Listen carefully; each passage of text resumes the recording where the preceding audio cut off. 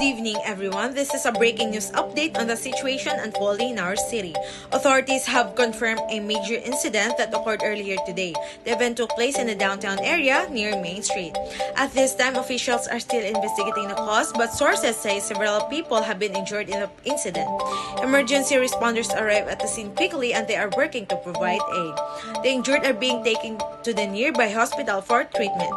Local police have cordoned off the area for safety reasons, and citizens are urged to avoid the region while the investigation continues. We are also learning the authorities are looking into all possible causes, including any potential threat to public safety. So far, no details has been released regarding to the identities of the individuals involved. We've heard reports of widespread confusion as people attempt to make sense of the situation in the area.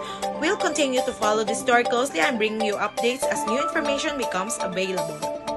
For now, officials are asking that anyone with information about the incident contact the local authorities immediately. We'll keep you posted with further developments as we learn more. Stay safe and stay tuned for more information.